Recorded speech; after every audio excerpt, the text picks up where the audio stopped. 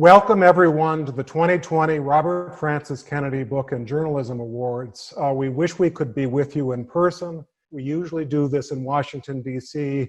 in a large room, but for obvious reasons we can't this year. And all we can do is hope that we will all be together next year.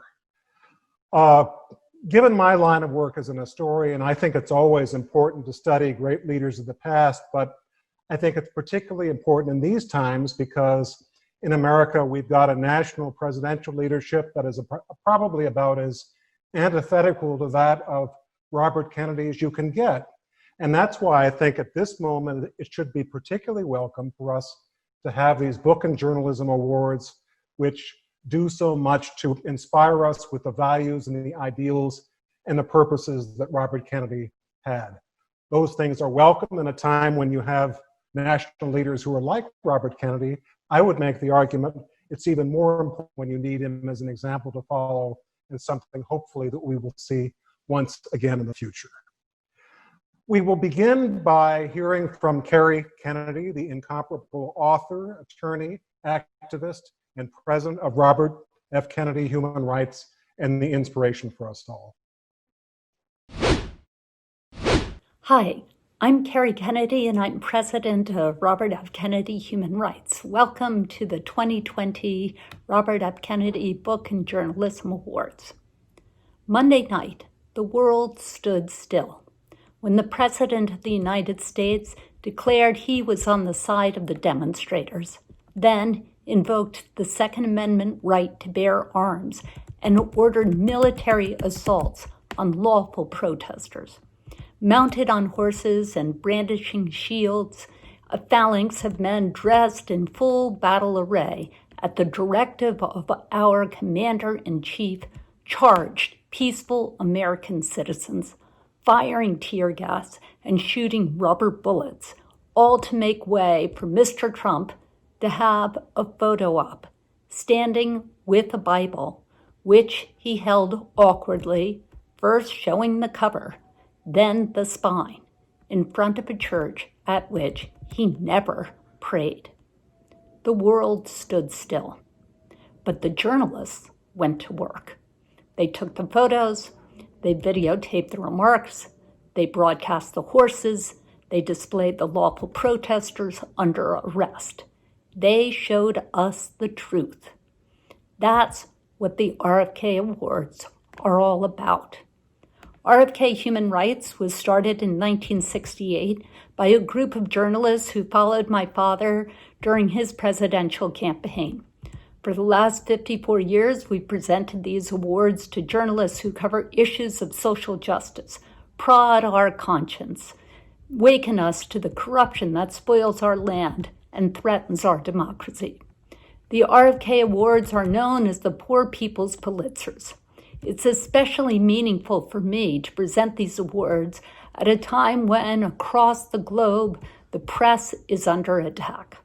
Homicide is now the leading cause of job-related deaths in the profession worldwide, and the press most under attack are local, undercover journalists.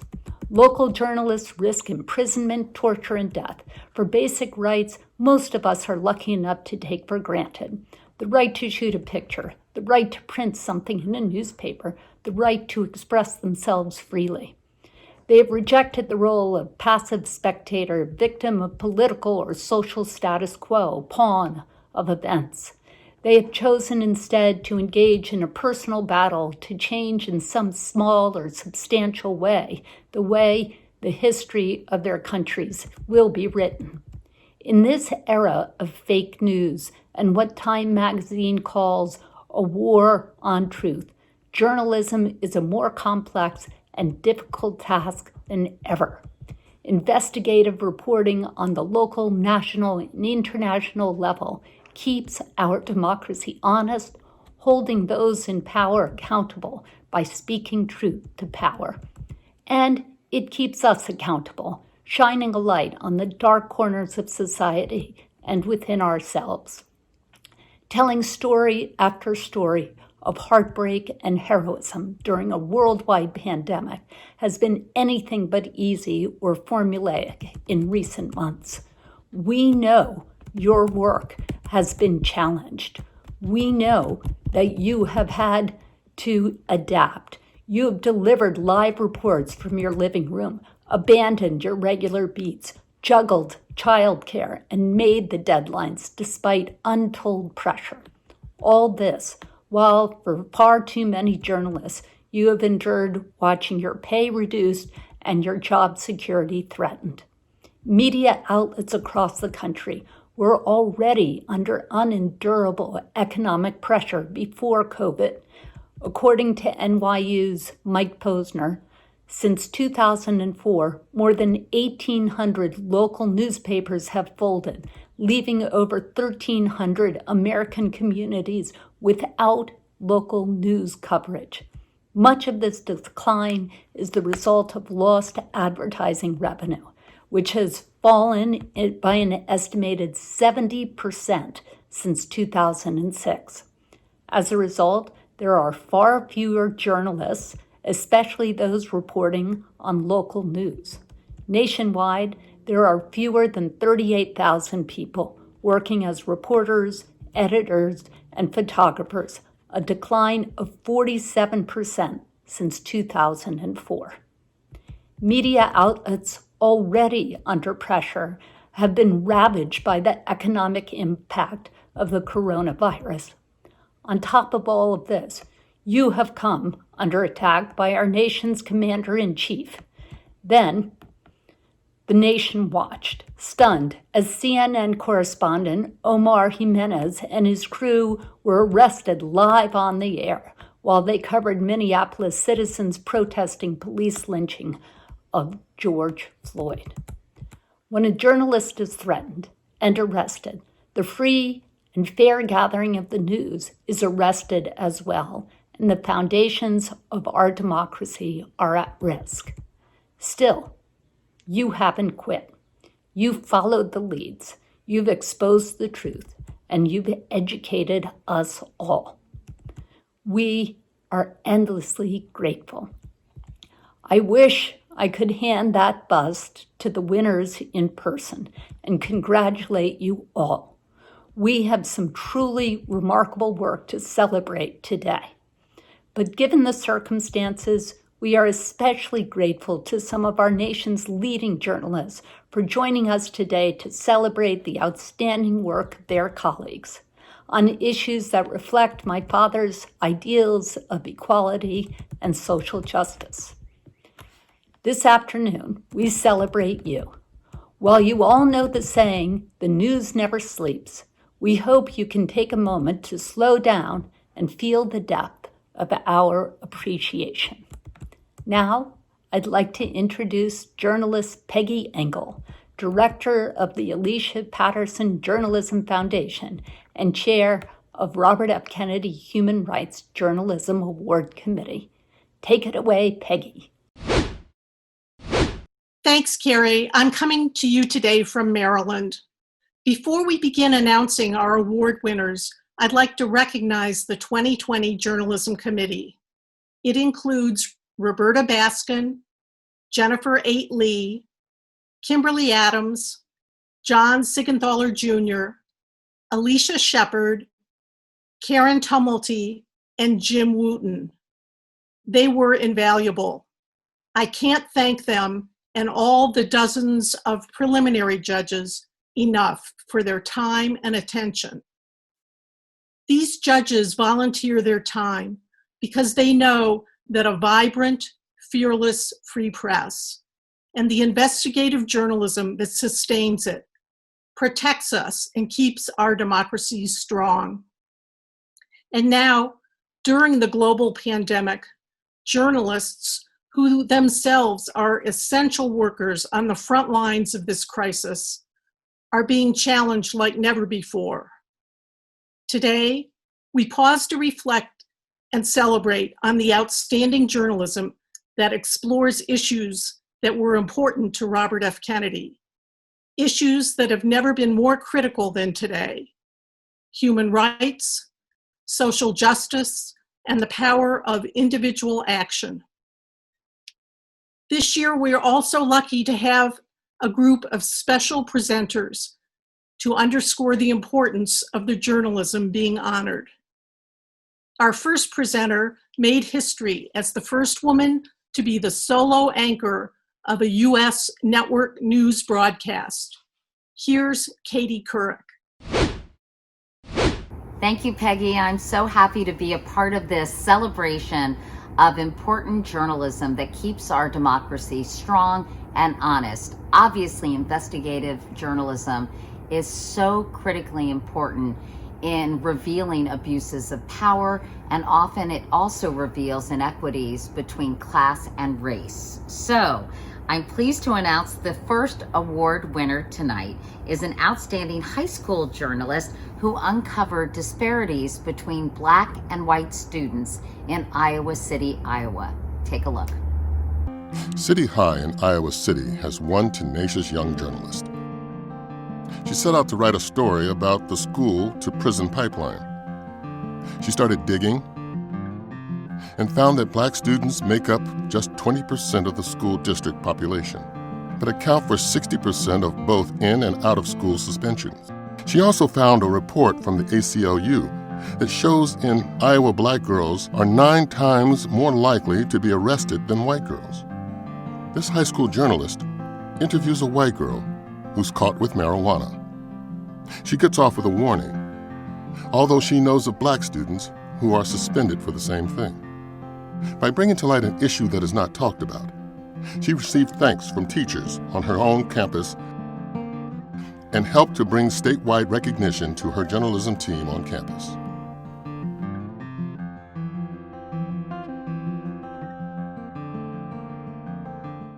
Big congratulations to Nina Levezzo-Stakopoulos for earning the high school award.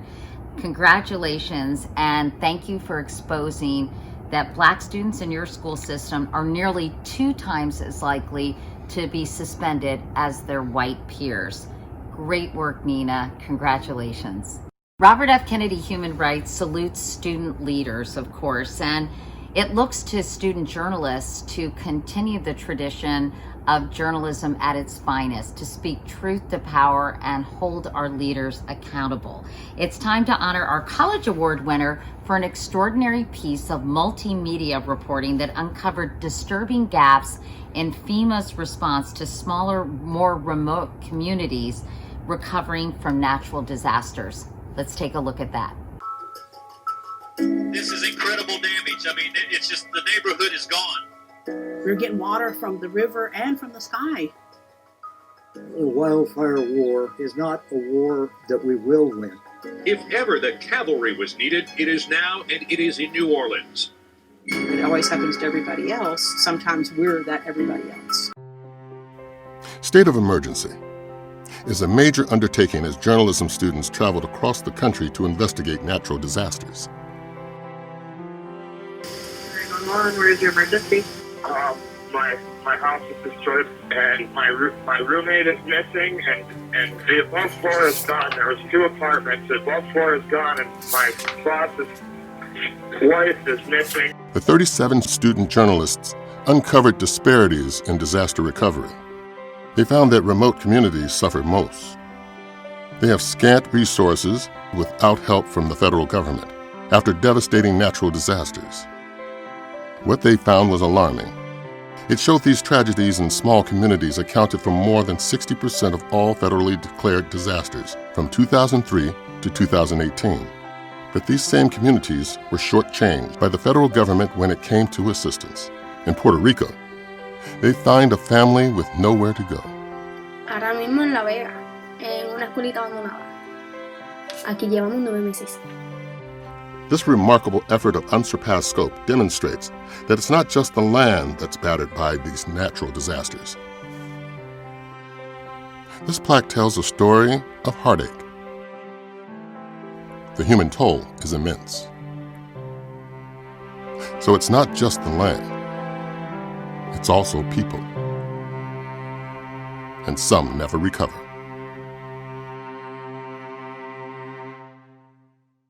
I'm so pleased to announce that the College Journalism Award winner is State of Emergency. It's the 2019 project of the Carnegie Knight News 21 program from the Walter Cronkite School of Journalism and Mass Communication at Arizona State University. Congratulations to the entire team of students who contributed to this work. And now I welcome documentary filmmaker and the amazingly talented Rory Kennedy for our next award.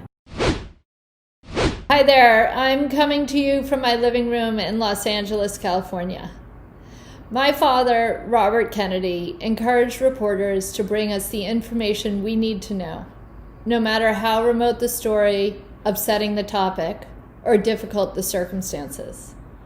Our next award honors the New York Times, which spent more than a year digging into the darkest side of the internet, where children, some as young as 3 or 4 years old, are abused in explicit imagery. Photographs and videos of sexual assaults are posted online, where they live forever, haunting their victims, even long after the predators are behind bars. Here's a look at our winning entry for domestic print, Exploited. This year-long investigation into online child sexual abuse is shocking, disturbing, and critically important. It points out that this crime continues to grow. A record 45 million images were detected in 1 year alone. These journalists revealed that despite zero-tolerance pronouncements by tech companies, predators roam the internet without fear.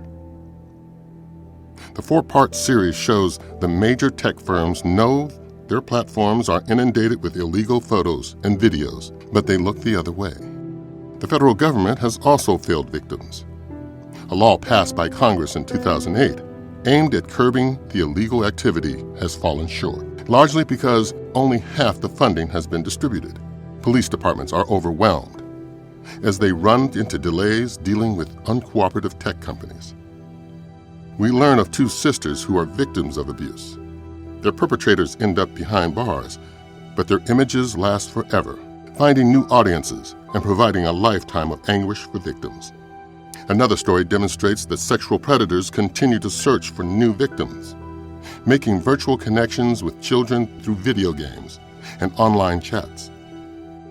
This series delivers a stark warning that the next generation of victims can easily be found in the safety of their own homes without their parents' knowledge.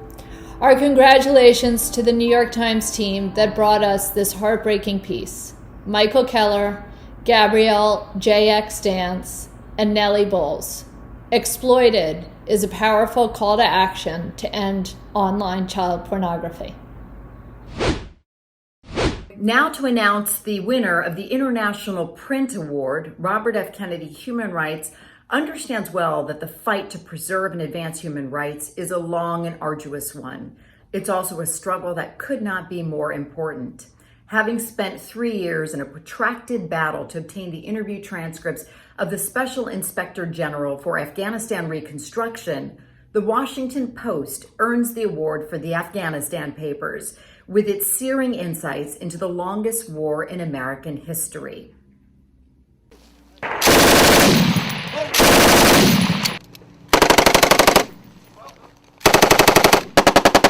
On my orders, the United States military has begun strikes. We've been at war for 18 years now. We're not winning, we're not losing. Presidents come and go, but nothing really seems to change. Vital national interest to send an additional 30,000 U.S. troops to Afghanistan. Our troops will fight to win. Administration after administration made positive public pronouncements on the war. But this veteran reporter weaves together a string of private assessments that are quite different. He worked with 2,000 pages of material to put together the Afghanistan Papers, a secret history of the war.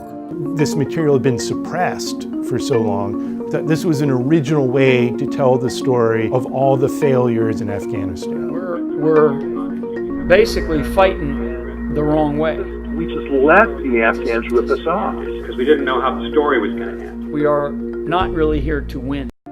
His newspaper spent 3 years locked in an open records fight in federal court before finally obtaining the interview transcripts and notes from the Special Inspector General for Afghanistan Reconstruction.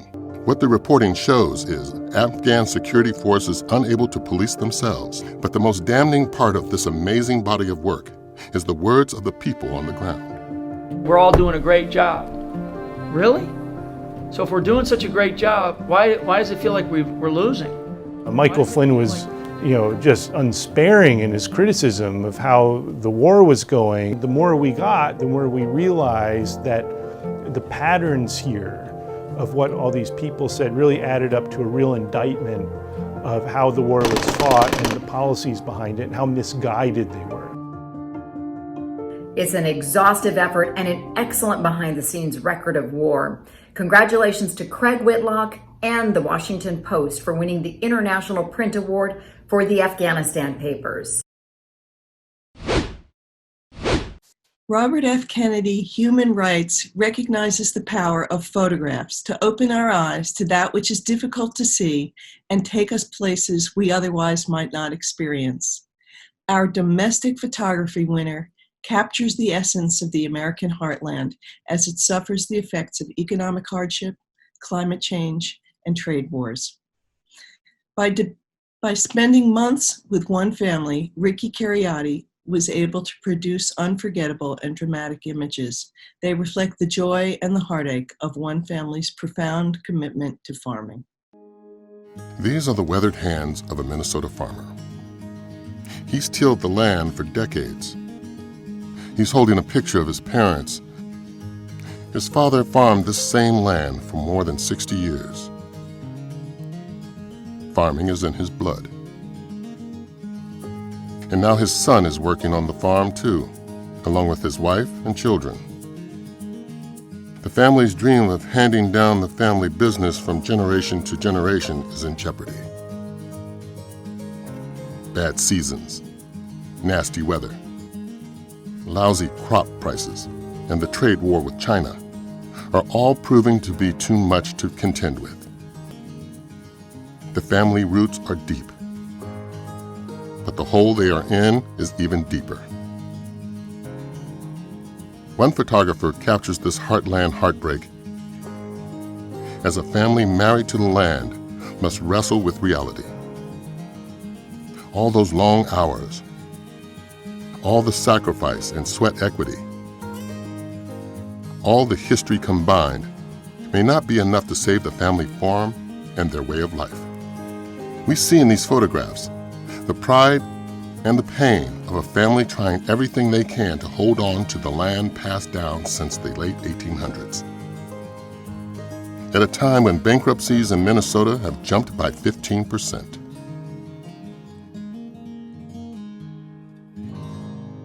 Congratulations to Ricky Kennedy and the Washington Post for winning this year's Domestic Photography Award for Minnesota Farm Family Fights to Save Their Land.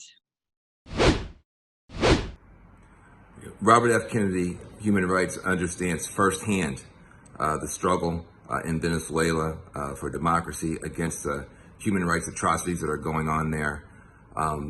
The winner of the International Photography Award this year takes us deep behind the scenes, showing the pain, showing the struggle, showing the hunger, and showing the desire for real progress in Venezuela.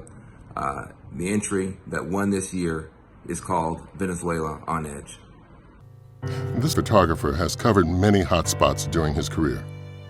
In this award-winning entry, he uses his skills to demonstrate the unrelenting suffering in Venezuela.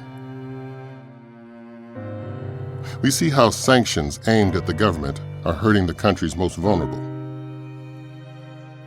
This 48-year-old woman withers away, unable to get the vital medicine she needs.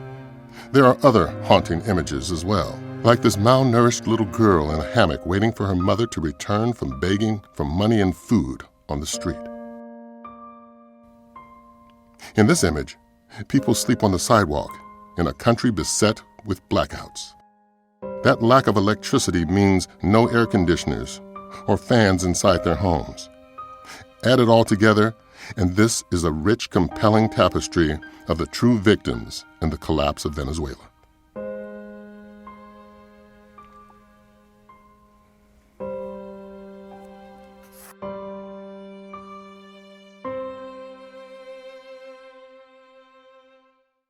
Associated Press photographer Rodrigo Abed is the winner. We want to congratulate him. We want to salute his courage in telling the story and making sure the world knows that Venezuela is on edge. Criminal justice reform has always been a cornerstone for RFK human rights. It's also been a big cornerstone in my life and in my activism. You know, that's why I'm super proud that the radio winner is someone who spent years digging into a very disturbing case of a black death row inmate who kept getting charged and going to trial over and over and over again because of the same bad prosecutor. It was a case of just blatant racism, and it's documented so well in the podcast series. You know, RFK himself said that a rich man and a poor man do not receive equal justice. And the sad fact that that's still true was confirmed by the incredible work of this podcast. It's called In the Dark, The Path Home. Check it out. This death row inmate always said he was wrongly convicted. Reporters for this podcast finally listened and investigated. The team followed every possible lead. We came here because we were told there were some records here, some public records that we'd requested. The hunt for information takes them to this old factory, which is now a storage facility for the community's junk. It's here they find documents damaged by mice and mold. And it looks like what's happened is some mice have taken some of the insulation and built a little nest, burrowed into one of the docket books. The paper trail demonstrates a long history of racism, but they also uncover important evidence that could help this man, and it was either suppressed or ignored. 10 minutes after it happened, they zeroed in on Curtis and never looked nowhere else. 5 years after the homicides, a local man finds the same type of weapon used in the murders under his house. He shows the team the crawl space where the .380 automatic was found. It's some 700 feet from the scene of the killings.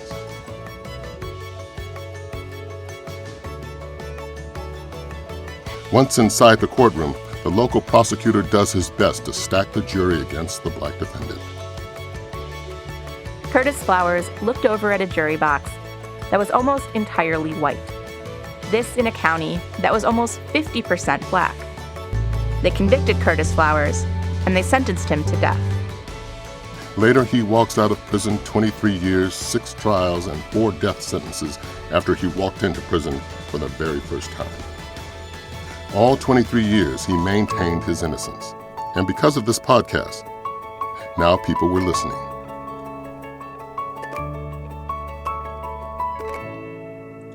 I want to give a shout out and congratulations one more time to the radio winner, the incredible podcast, In the Dark, The Path Home. And that's the American Public Media. Let me try to get all these names. I hope I get them right. Madeline Baran, Catherine Winter, Samara Freemark, Natalie Jablonski, Parker Yesko, Rahman Tungakar, Will Kraft, Chris Worthington, Andy Cruz, and Dave Mann. Congratulations to all of you. Beautiful, beautiful job. Amazing podcast. If you haven't seen it, check it out. Kerry Kennedy continues to lead delegations to the Mexican border in Robert F. Kennedy Human Rights' ongoing advocacy for humane immigration policies. This year's New Media winner also took us to the Mexican border to examine the federal agency and the Border Patrol agents themselves who were charged with carrying out the family-shattering policies of the Trump administration. Journalists from ProPublica take a close look at the culture inside the Border Patrol to paint a deeply troubling picture of cruelty and loss. Here's a glimpse of Inside the Border Patrol, our New Media winner. This is a sweeping series of reports on the Border Patrol. The reporting team investigates the actions of the largest law enforcement organization in the country, with 20,000 agents. Perhaps the most haunting account is this expose. Journalists uncover a video that shows the final hours of a teenager who will die while in custody. The 16-year-old from Guatemala is held in a border town facility in South Texas. He's in desperate need of proper medical attention. He will never receive it. He collapses and languishes on the concrete floor. Later, he struggles to make it to the bathroom.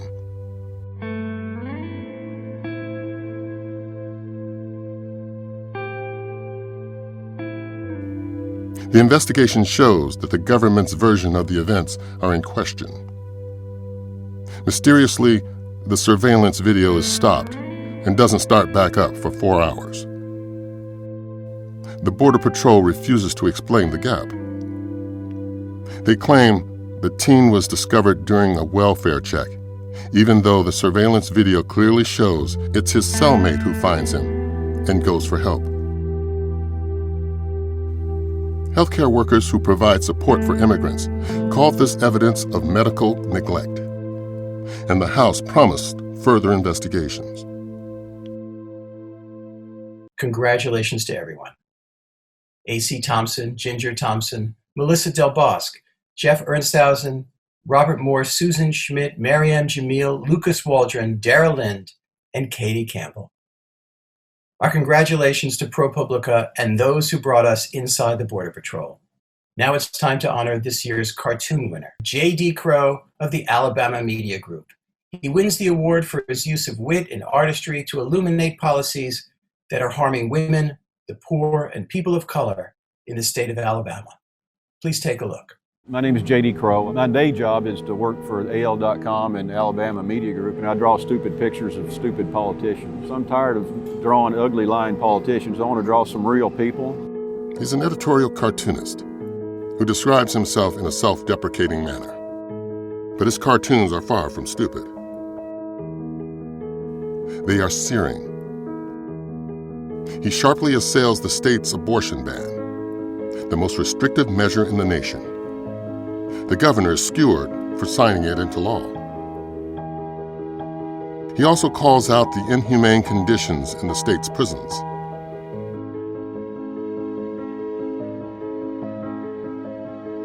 He takes aim at the rise of white nationalism in Alabama.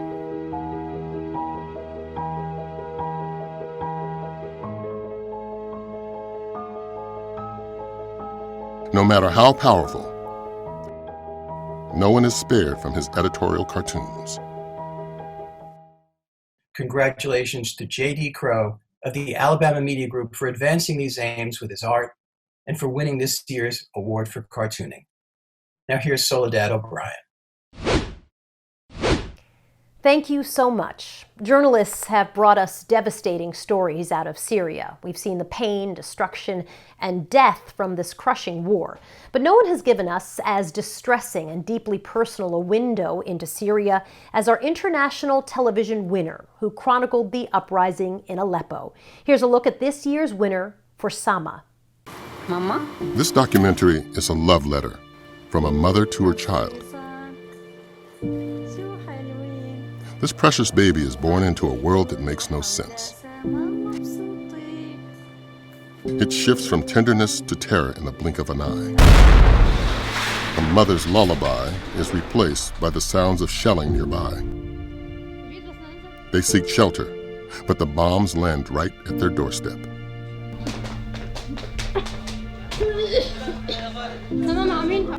Welcome to her reality, this war zone. This film gives us extraordinary access to the heartache and horror. It also captures everyday moments, children playing in the snow.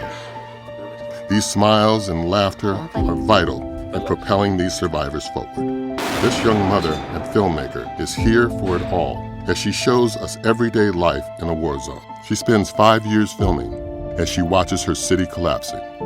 She worries about what she's done. Friends laugh and joke, trying to read the little girl's mind.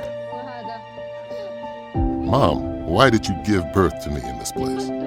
Her mother is haunted by this question and gripped by fear. سما أنت أحلى شي صار بحياتنا،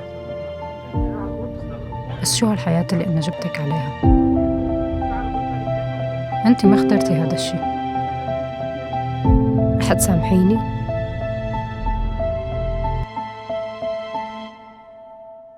Our congratulations to Wad Al-Khatib and Edward Watts for a memorable, moving perspective of war. The international television winner is the Frontline WGBH documentary, For Sama. Now here's John Seigenthaler to present a special award. Thanks, Soledad. The Seigenthaler Prize is named in honor of my father, who was a journalist, a fierce defender of the First Amendment, and a lifelong advocate for civil rights. Again, thanks to Kerry and to Ethel for creating the prize in his memory. For many years, my father helped guide these awards and co-chaired the RFK Book Prize Committee. It was a way for him to celebrate the life and values of his friend, Robert Kennedy. He was a trusted aide to Attorney General Robert Kennedy, and in 1961, while trying to protect the Freedom Riders in Montgomery, my father was beaten by an angry white mob. This award recognizes reporting under difficult circumstances that requires courage and commitment. So it is my pleasure to announce that our international television winner, For Sama, is also the winner of this year's Seigenthaler Prize. Thank you so much for Robert F. Kennedy Journalism Award. I'm very grateful for choosing For Sama to win this amazing award. It's been now 9 years since the first time I picked up my phone and start filming. I didn't know at that time where I will be later, and with all the success that For Sama is having this year, but at the same time, there's still so much pain in our hearts towards Syria and toward what's still happening until today. Please join us in this fight to keep telling the story and keep Syria in the news and in the conversation of the normal people and of governments, hoping that we can do something to change the suffering and end that suffering for the Syrian people. It's really sad that we can't be with you and we can be all together, but that's what the situation now, and we just need to cope with this as much as we can. Thank you so much again, and thanks a lot. Wad Al-Khatib and Edward Watts, congratulations. And now to present our grand prize winner, which was chosen for unveiling a system of justice that is broken, tangled, and absent. We welcome Don Lemon. Thank you, Peggy. Robert Kennedy opened America's eyes to heartache, poverty, and inequality in Appalachia, the Mississippi Delta, and Indian reservations, and described our treatment of Native Americans as a national disgrace. He was aided by the members of the press who accompanied him, vividly capturing the harrowing scenes they witnessed. More than 50 years later, our domestic television winner brings us to tribal lands in Montana and North Dakota to expose the sexual violence and the callous injustice that Native women face in these all too often forgotten corners of our country. This year's domestic television winner is Newsy for its riveting documentary, A Broken Trust. Here's a look.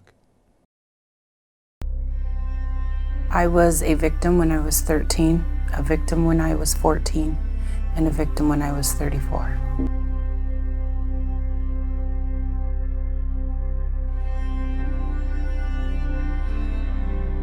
Some people say there's signs that something's wrong with this child.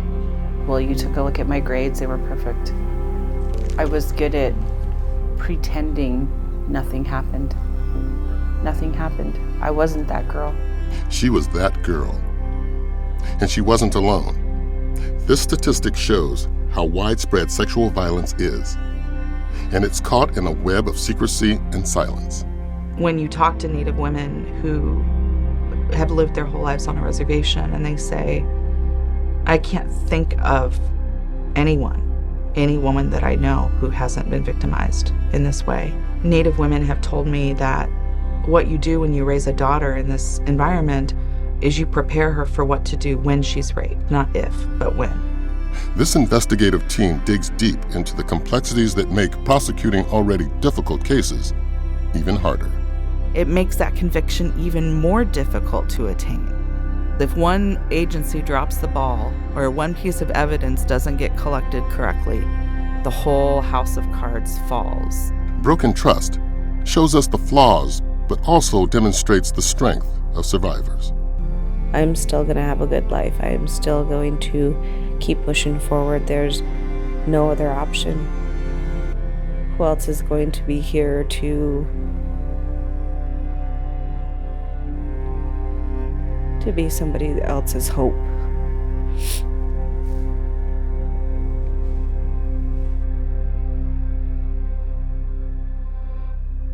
Congratulations to Maren Machlis, Carrie Cochran, Angela Hill, Suzette Brewer, and the entire team at Newsy for a truly compelling piece of journalism.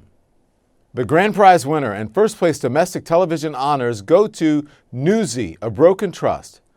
When we started this journey back in January of 2018, there was one stat that drove us. More than half of American Indian and Alaska Native women have experienced sexual violence in their lifetimes. That's according to the Department of Justice. This was at the height of the Me Too movement, and yet the racial group most likely to be raped in the United States was not a part of the conversation. This award is such an honor for us because of Kennedy's own outrage at the inequalities that Indigenous people have suffered, even when he was alive. On April 16, 1968, Robert F. Kennedy visited Pine Ridge Reservation in South Dakota. According to historian Thurston Clark, Kennedy witnessed homes with no electricity or running water, schools with no supplies, and an unemployment rate that was at 75%. In his speech, Kennedy declared, quote, "These kinds of conditions cannot be permitted to exist in the United States." And yet, more than 50 years later, Indigenous people continue to suffer these injustices. On behalf of the entire A Broken Trust team, we would like to express our immense gratitude to Robert F. Kennedy Human Rights, not only for honoring this work, but for honoring the survivors who broke their silence. We share this recognition and this honor with you. The stories that matter, those that get at the truth, must be told, and are being told often in the most difficult of circumstances, now with the added complications of a global pandemic. News outlets around the country have been struggling for some time and are hit hard by the financial impact of the coronavirus. Reporters around the globe are facing pay cuts, furloughs, and layoffs, and continue their job at great personal risk. Despite all this, journalists are going to new lengths to bring us the news. We, as a society, in turn, must do all we can to protect our free and fair press, ensuring the future of sustainable journalism. Thank you to all of our journalists. We thank you, we support you, we celebrate you, and we are so grateful for everything that you do to speak truth to power. It has never been more important in the United States of America. Congratulations again. And now we will turn to our book awards. The Robert Francis Kennedy Book Award began with Arthur Schlesinger Jr. when he wrote his immortal book, Robert Kennedy and His Times, which came out in 1978. Arthur's idea was to use some of the proceeds for that book for a prize that would be given out every year that would go to a book that exemplified the values and the concerns and the interests of Robert Kennedy to help his legacy live. We have looked through the books that we examined this year, and we found a book that does extremely well. The winner of the Robert Francis Kennedy Book Award for 2020 is an extraordinary examination of the question, are poor whites betraying their own interests when they get out to vote? Jonathan Metzl set out to answer that question. As a physician, he wanted to understand the impacts on health that come from racial resentment and backlash governance. Every one of the judges was excited by the result. We feel that this book sends a very important message, especially in the political environment of the year 2020. And I think that if Robert Kennedy were to come back, he would find this book amazingly enlightening and particularly fitted for the political time that we are now in. The book is called Dying of Whiteness. Here's a look. He's an author who grew up in the Show Me State. In his new book, he retraces his roots and sets out to show how people from his state and throughout the heartland are making political choices that could impact their health.